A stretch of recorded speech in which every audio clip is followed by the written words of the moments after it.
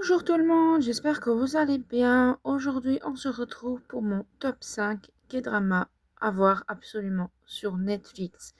C'est 5 plus grands coups de cœur de l'année 2024 que je vous conseille, les yeux fermés. Mon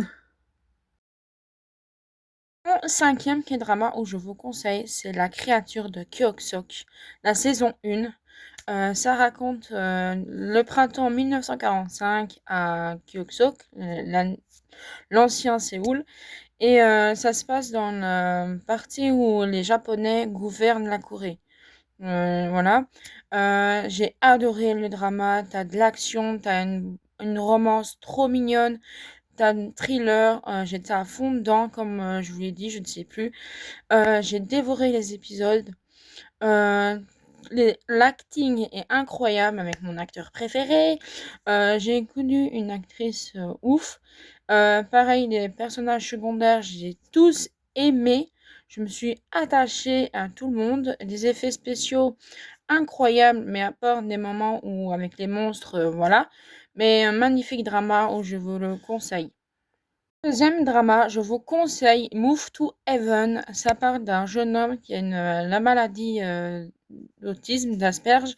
Et il travaille avec son père dans l'entreprise Move to Heaven qui nettoie après les décès des personnes. La famille de la personne décédée leur appelle pour nettoyer leur appartement avec respect et généreux. Et il donne les affaires aux personnes concernées. Et j'ai adoré l'histoire parce que tu as des personnages trop attachants. J'ai grave aimé l'acteur principal qui nous offre une performance incroyable. J'ai adoré le trio. Chaque épisode touche un thème de la mort différent. Ça m'a passé par toutes les émotions. J'ai beaucoup pleuré, j'ai rigolé. Pour vous dire, j'ai dévoré le drama en une journée. Genre, j'ai défilé les épisodes incroyables. T'as des magnifiques scènes. Enfin, bref, je vous le conseille. Beaucoup, beaucoup, beaucoup. Troisième drama, je voulais vous parler d'un drama qu'on ne parle pas assez, que c'est un énorme coup de cœur pour ma part, c'est I by Mama. Ça raconte d'un couple très aimant qui attend un heureux événement, mais malheureusement, la femme a eu un accident et décède sur le coup, et elle revient dans le mortel. Elle a 49 jours pour réêtre avec son mari, mais elle apprend qu'elle s'est remariée entre-temps. Et j'ai adoré ce drama, mais pas possible. J'ai été à fond dedans, je me suis attachée, pardon, au personnage. Sortez vos mouchoirs, vous risquez d'être beaucoup pleuré, mais je vous le conseille à 1000%. Je ne veux pas dire plus, pas spoiler, mais t'as une petite trop mignonne. J'ai beaucoup queené devant elle, on va dire. Franchement, une merveille ce drama. Quatrième drama, c'est Monsieur Queen, une véritable pépite de 2024 que j'ai vue. Ça raconte un chef étoilé qui travaille à la Maison Blanche, sauf qu'il est macho, arrogant, il drague tout ce qui bouge, bref, le mec, voilà. Il s'endort, il se propulse dans l'air de Jesu, dans le corps de la future reine, et et il fait tout pour le tout pour retourner dans son époque, mais sauf que ça n'arrive pas, voilà.